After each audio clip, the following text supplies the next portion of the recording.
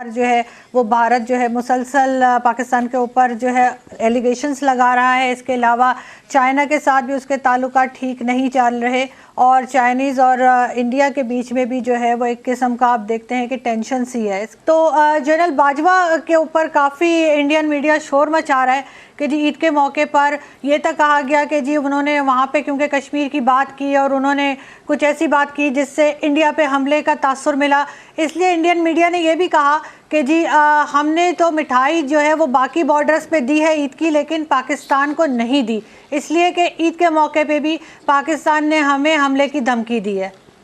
वो आप मिठाई एक दूसरे को वहां पे देते रहे इस वजह से कि ये एक रवायत है इंसान की अपनी, एक आप कह लीजिए कि ज़र्फ आपका होता है बड़ा कि आप दुश्मनियों के बावजूद दूसरे की खुशी के मौके पे उसको कुछ न कुछ देते हैं। तो मैंने ये देखा है कि मोदी जब से हुकूमत में आया है, जहां रवादारी और भाईचारे वाला किस्सा तो बिल्कुल खत्म ही हो गया। जो अपने मुल्क के अंदर अपने शहरियों को, अपने मुसलमान शहरियों को नहीं दे सकते कोई उस तरह की रवादारी या भाईचारा, तो हम तो खैर हैं ही दूसरा मुल्क, हमें क्या तवक्को रखनी चाहिए।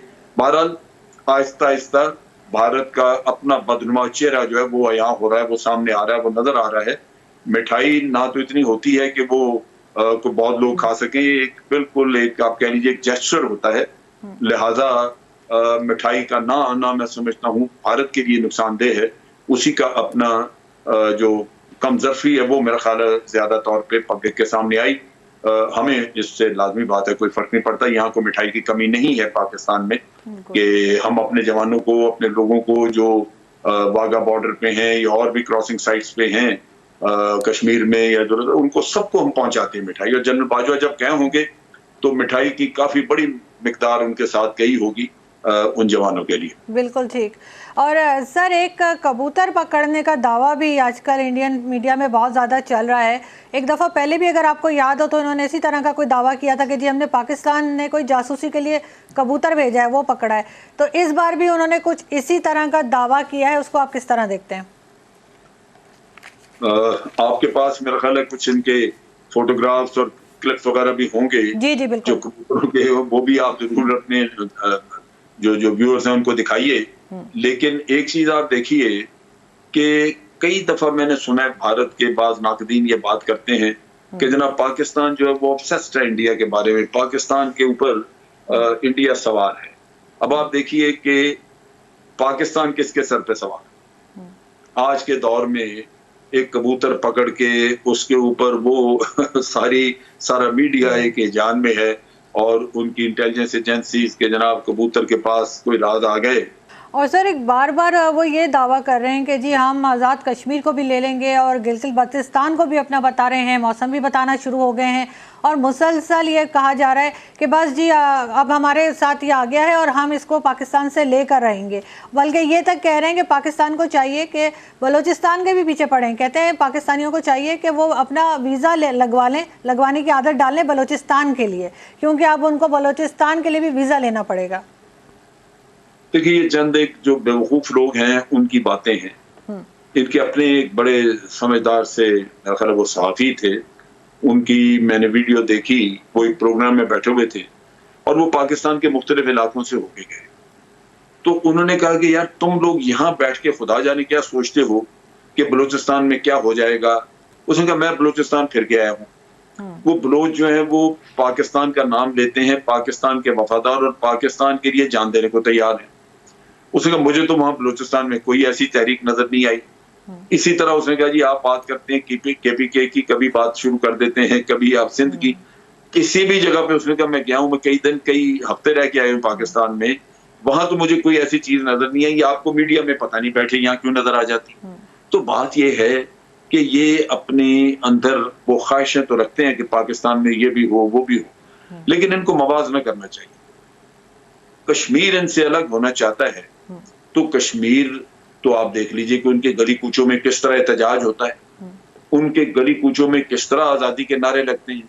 उनका एक आदमी कोई शहीद हो जाता है तो आप देखिए कि उसका जनाजा किस तरह पड़ा जाता है, लाखों के हिसाब से इंसान उमड़ आते हैं, फिर उसको पाकिस्तानी परचम में लपेट के दफन किया जाता है। क्या वहां पे नजर नहीं आता इनको कि उनके स्कूलों के बच्चे जो है वो पाकिस्तानी कौमी तराना पढ़ते हैं। वहां पे घरों की छतों पे जा बजा आपको पाकिस्तानी परचम लहराते नजर आते हैं।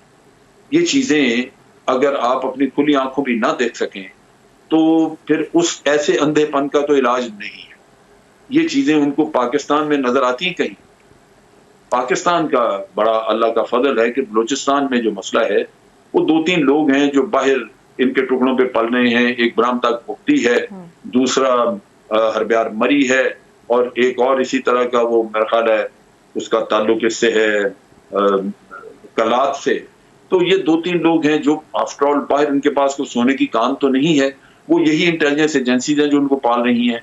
तो उन्होंने भी अपना वहां पे बाहर रहना है, याशी करनी है, उनको पैसा चाहिए। इनके कबीलों के चंद एक लोग 2-4-6 कहीं एक जगह पे 2-4 दूसरी जगह पे वो फसाद के लिए तैयार हैं। उनको ये पैसा देते हैं, गैर मुल्की सरजमीन से उनको स्पॉन्सर करते हैं, तो वो इक्का दुक्का वाकया कर देते हैं। वाकया हो जाने से यूं ये चर्चा करते हैं कि जैसे पता नहीं यहाँ पे क्या तूफान है। भाई यहाँ नहीं है, यहाँ कोई पॉपुलर मूवमेंट ऐसी नजर ही नहीं आती कहीं जहां पे कोई एहतजाज नजर आया आपको। तो ये वो चीजें हैं जो कि समझने की हैं।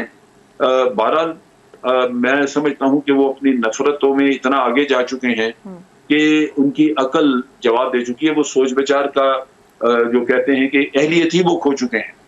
वो रैशनलाइजेशन कर ही नहीं सकते अपनी नफरतों की वजह से चीजों की, और एक ख्वाहिश के तहत कि पाकिस्तान में ये भी बुराई हो जाए, ये भी मसला हो जाए, वो उसका प्रचार करते रहते हैं।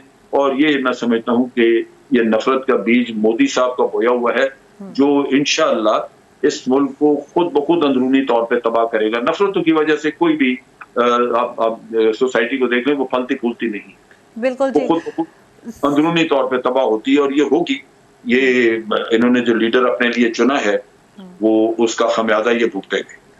सर बिल्कुल ठीक आप कह रहे हैं, लेकिन ये तो बलूचिस्तान में तो सर हमेशा से भारतीय मदाखलत जो है वो अक्सर नोटिस में आई है।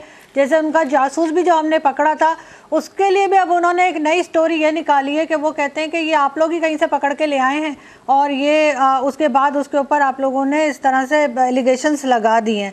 लेकिन सर जो हुर्रियत पसंद जो वहाँ पे हैं, कश्मीरी जो फ्रीडम फाइटर जिन्हें मैं कहती हूँ, वो उन लोगों को भी ये शहीद करते जा रहे हैं, जिसमें जुनैद सराई भी थे, और उनको भी आपने देखा होगा कि पाकिस्तानी परचम में लपेट के और फिर जो है वो दफनाया गया है।